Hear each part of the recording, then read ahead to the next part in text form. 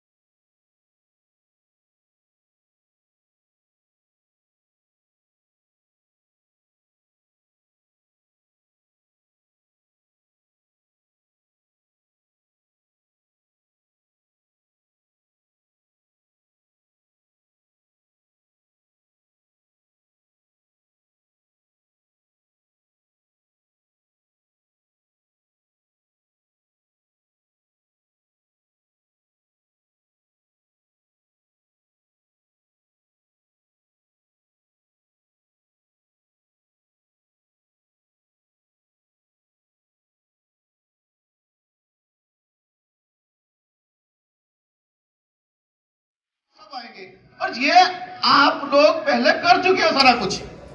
उदाहरण, जब सनबीम का पहले आंदोलन हुआ था तो कितनी फैक्ट्रियां आपके साथ खड़ी हो गई थी 2009 में, और इको के वक्त क्या हुआ था, 30 कंपनी ने स्ट्राइक कर दी थी और 1.5 लाख वर्कर सड़कों पे आ गया था। और जब 1.5 लाख वर्कर सड़कों पे आया था इसी गुड़गांव में, तब ये पैरामिलिट्री फोर्स और पुलिस पीछे हट गई थी।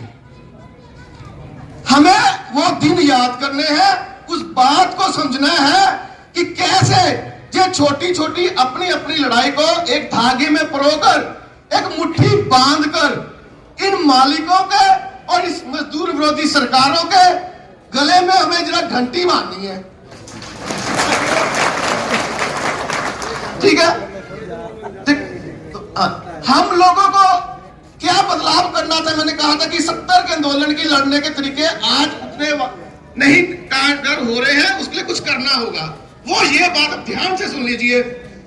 वो वक्त ये था कि एक वक्त अमेरिका की जो फोर्ड फैक्ट्री थी उसमें 1.5 लाख वर्कर काम करता था और उन्होंने वहां से 1970-80 में सीखा इन कंपनियों को, मदर कंपनी को छोटी छोटी वेंडर कंपनियों में तोड़ दिया जाए। और उन्होंने 2 काम एक साथ किए। उन्होंने एक तो मदर और वेंडर कंपनी को तोड़ा और दूसरा ग्लोबल असेंबली लाइन को तोड़ा।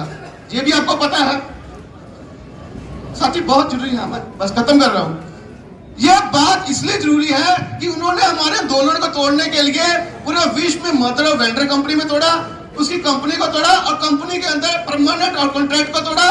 परमानेंट की अलग कैटेगरी बनाई, कॉन्ट्रैक्ट की अलग कैटेगरी बनाई। तो उन्होंने हर तरीके से हमारे मजदूरों को तोड़ने का काम किया। अब हमको कुछ ऐसी रणनीति पे काम करना है कि सारे वर्करों को एकजुट होकर अपने पक्के रोजगार के लिए लड़ना है। ठीक है ना, उन्हें कहती हो। तो इस बात के लिए यह बात मंच से पहले साथी रख चुके हैं, साथी ये भी रख चुके हैं कि दूसरी यूनियनों को, दूसरी कंपनी की यूनियन को और एनसीआर के जितने भी संगठन है उनको एकजुट करने की बात कर रहे हैं। हम ये बात पहले से कह रहे हैं कि अगर पूरे सेक्टर के आधार पर किसी संघर्ष को आगे बढ़ाते हैं तो हम लोगों को निश्चित ही जीत मिलेगी। उसके 2-3 उदाहरण है। एक उदाहरण, बेंगलोर में नहीं शायद गुजरात में तो पीएफ का मुद्दा हुआ था, सरकार का कानून लेके आई थी, पूरा सेक्टर खड़ा हो गया था, तब सरकार पीछे हट गई। उसके बाद ऐसे ही चाय बगान का आंदोलन हुआ, पूरे सेक्टर के मजदूर सड़कों पे आ गए, सरकार पीछे हट गई। और उसके बाद दिल्ली में आंगनबाड़ी का आंदोलन हुआ, उसके बाद केजरीवाल और बीजेपी को भी पीछे हटना पड़ रहा है। इस तरह से अगर ऑटो सेक्टर में हम लोग एकजुट होकर संघर्ष करते हैं, हम तो कह रहे हैं कि यूनियन बनाएंगे सेक्टर की जिसमें कंपनी का यूनियन भी मेंबर रहेगा, इसका भी रहेगा, लेकिन तब तक हम लोगों को ऐसे ऑटो सेक्टर के संघर्ष मंच की जरूरत है जो एक साथ, एक आवाज में, एक साथ मुट्ठी तान पे बोलेगा, एक पे हमला, सब पे हमला।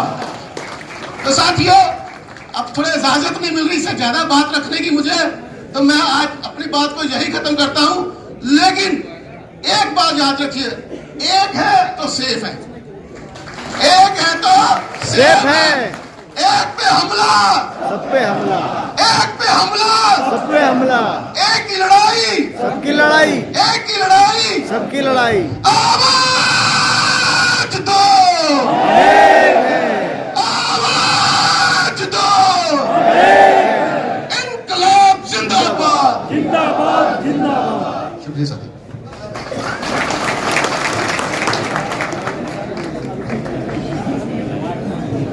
श्याम जी का बहुत बहुत धन्यवाद जो अपना कीमती समय निकाल के आए और